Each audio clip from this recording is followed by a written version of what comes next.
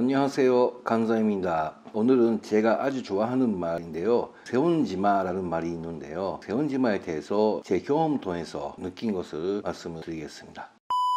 세운지마라는 말은 일본에서는 많이 하는데요, 한국에서도 많이 하죠. 근데 세운지마라는 말을 아는 분은 많은데요, 그 유래를 모르는 분도 계시니까요, 유래에 대해서 잠깐 말씀을 드리겠습니다. 옛날에 어떤 할아버지가 계셨는데요, 그 할아버지의 말이 산에 도망갔대요. 그것을 보고 주위 사람들은 할아버지한테 불행하네요 라고 했는데요, 그 할아버지는 불행인지 해운인지 모르겠다고 하셨대요. 그 이후에 그 도망간 말이 한 마리 산에서 말을 데리고 집에 돌아왔대요. 그랬더니 주위 사람들은 할아버지한테 해운이네요 이렇게 했는데, 할아버지는 그거 모르겠어요, 그거 해운인지 불행인지는 모르겠다 이렇게 했대요. 그 이후에 할아버지의 아들이 있었거든요. 그 아들이 말을 조교하려고 하다가 말에서 떨어졌대요. 그래서 다리를 크게 다쳤대요. 그래서 주위 사람들은 할아버지한테 불행하네요 이렇게 했는데요, 또 할아버지는 딱 보면은 불행한 일인데 불행인지 해운인지 모르겠다 이렇게 했대요. 그 후에 전쟁이 일어났대요. 전쟁이 일어났는데 그 동네 젊은이들은 다 전쟁에 가버렸대요. 근데 다리를 다쳤기 때문에 그 할아버지의 아들은 전쟁에 안 가서 살아남았다는 이야기인데요, 결국은 눈에 보이는 거는 하나의 형상이고, 그것을 불행이다 해운이다 라는 것은 인간이 자기가 그렇게 판단을 하고 있을 뿐이고, 불행인지 해운인지는 모르겠다는 이야기죠. 저는 10년 전에 일본에 한국, 일본, 중국, 대만 합작 출판사를 만들었어요. 처음에는 내 나라에서 출판하면서 아시아의 콘텐츠를 연미권에 가서 번역 출판하고 싶다는 꿈이 있었어요. 자본금은 한 15억 원 정도였는데요, 잠피한 이야기지만 1년 해보니까 거의 다 자본금을 써버리고 도산할 정도 돈이 없어졌어요. 그래서 보통 이거 안 될 것이다 라고 생각할 텐데, 저는 직원들과 많이 이야기했어요.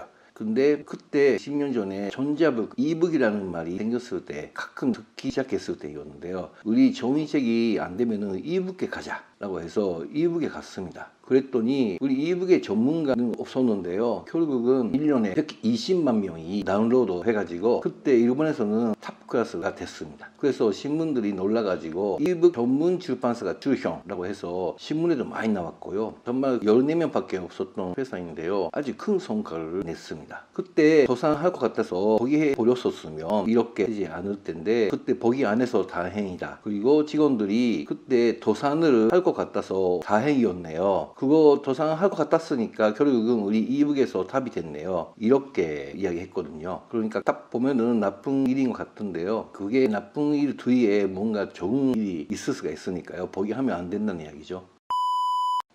약간 차파차찬이기는 하지만 제 경험 통해서 말씀을 드렸는데요, 그 전에 또 이런 일이 있었어요. 15년 전에 저는 한국의 북21과 일본 출판사의 합작회사의 사장이 됐습니다. 그러나 3년 후에 일본 출판사의 사장님하고 그리고 한국 출판사의 사장님이 불행하게도 그 합작을 해소하게 됐고 일본 페프로 자회사가 됐어요.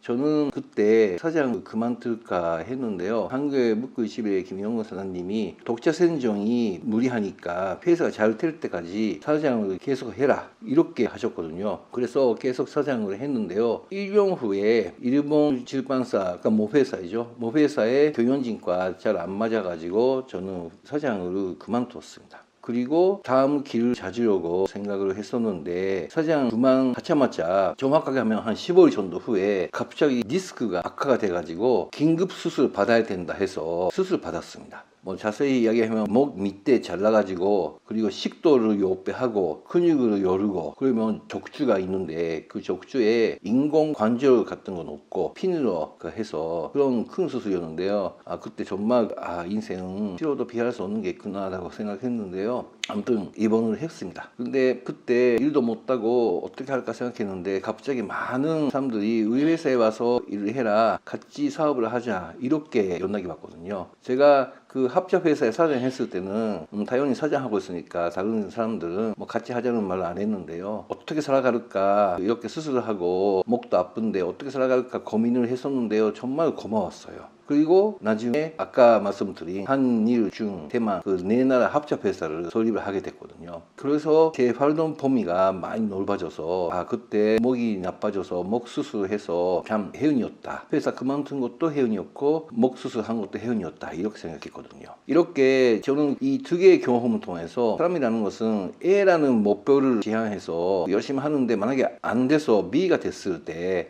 이거 안 되겠다 라고 포기를 하고 의욕을 잃어버린 경우가 꽤 많은데요. 사실은 B의 뒤에 큰 해운이 숨어 있다는 이런 경험이 많았었습니다. A도 B도 아까 말씀드린 것처럼 그냥 현상일 뿐이고 적다 납다는 자기가 판단을 하고 있거든요. 그래서 자기가 원하는 결과가 아니더라도 의욕을 잃지 않고 좋은 것이 있을 것이다 라고 생각하고 있으면 새로운 길이 여는 것 같아요. 그리고 그때 역시 잘 안 됐을 때는 역시 그 결과의 의욕을 잃어서 안 된다고 생각했을 때 길이 많이 열렸던 것 같아요. 인생은 여러 가지 일들이 있습니다만 결과가 A든 B든 C든 언제든지 밝게 긍정적으로 앞에 가는 게 중요하네요. 그 여담인데요. 한일 합작 출판사 합작을 해서 했을 때 한국의 묵21 김사님은 헤어진 상태를 생각을 해서 저한테 사장 계속 하라고 하셨습니다. 처음에는 해소했는데 왜 그 사람을 도와주는 말씀을 하실까 생각을 했는데요. 언제든지 상대를 위한 행동을 하는 게 중요하다고 배웠습니다. 오늘은 여기까지 합시다. 감사합니다.